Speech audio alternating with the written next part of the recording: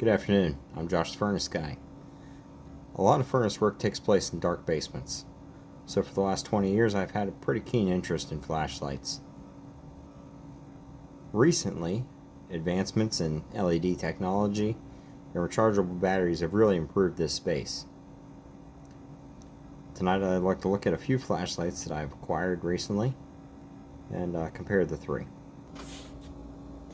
I have three lights in front of me today. I've shown this one before, the Nitecore Everyday Carry 27 or EDC 27.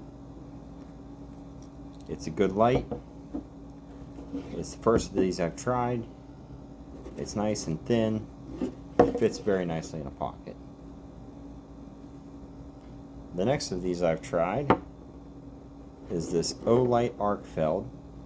The model I have is the laser and white light model. They also make one with either UV or a version that has both UV and a laser in it.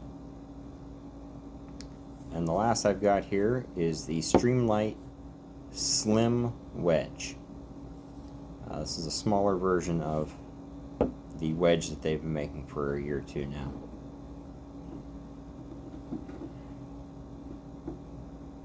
Of these, the Nitecore light really doesn't want to stand on its nose. Lay that down there. It was a very good light for me. I dropped it 15 feet onto concrete, and after a while it started to rattle and not work as well. The next is the Olight. It has a max output of 1,000 lumens is rated. Normal operations around 300 lumens. It's got simple push button control here to turn on and off, or to hold that button and it'll cycle through the brightnesses. Tap the button twice to go into the turbo ultra bright mode of 1000 lumens. The Streamlight has a simple toggle here. Push it forward to turn the light on. Hold it forward for the turbo of 1000 lumens. And like the Arkfeld, about 300 lumens for the standard mode. But the Arkfeld, as you see, it can toggle or vary between a number of brightnesses. In terms of user interface, the Streamlight is my winner. It's just a simple 2 positions on a switch, and you can access 100% of the features on this light. With the Arkfeld, it's actually my runner-up for user interface. The switch goes back and forth pretty easy. It's easy to understand the 2 symbols there for one's light, one's laser. And the button is not bad to operate. Although I will say that if I didn't use this light for an extended period, I might pick it up and forget how to change the brightness settings. The EDC 27 is actually my loser on the user interface. It does have 2 buttons, one for the standard modes, and then a separate button for turbo and strobe. But actually cycling between those brightness levels is more difficult with this than it is with the Olight or with the Streamlight. Obviously the Streamlight doesn't have modes to cycle through, but it is very simple to get 100% of the function out of the Streamlight.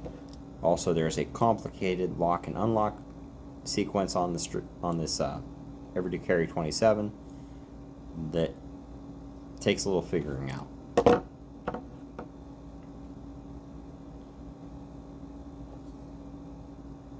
I said this was my winner on user interface. This is the runner-up. These 2 lights have very similar capacities.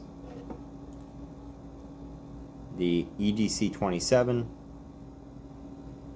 has double the brightness in its maximum mode and much better reach. If you're out at night and you need to see something way out in the distance, you have a much better chance with the EDC 27 than with the other 2 lights. But other than that, for most of what you're going to use a flashlight for, these are the lights you'd want to go with. I will say the Arkfeld, one nice thing about it is it has a better low range than the Streamlight does. So for a lot of things, if you're just in your house at night and drop something and you don't want to turn the lights on, the O-Light's a little bit easier on the eyes when you're used to looking in the dark. It doesn't seem like much, but that hit of 300 lumens from the Streamlight, it'll mess with your dark vision. As far as charging on these lights, the EDC27 with its LCD display is the easiest to see what your battery level is and whether or not it's charging and how the charging is doing. It gives you a percentage, it gives you run times, and you flip open a protected cover there and it charges with USB-C. The O-Light, and I've brought the charger down to show, has a magnetic charger.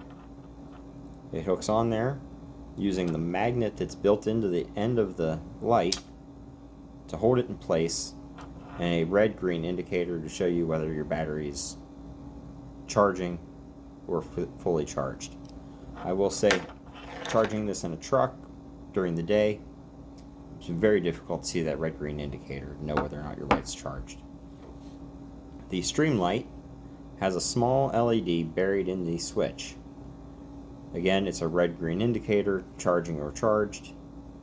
Also very difficult to see in the daylight. The Night Core is the most expensive of these lights, although not by a large margin. They're definitely all three in the same category, competing with each other. If I had to start over, I might go with the Streamlight.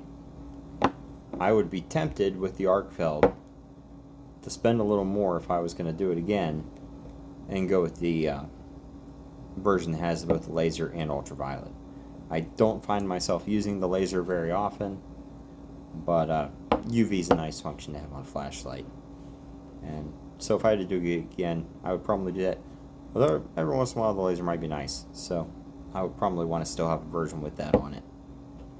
Honestly, I'd only purchased this light because I got a good deal on it, and I was waiting for this light to come in and waiting for this light to die.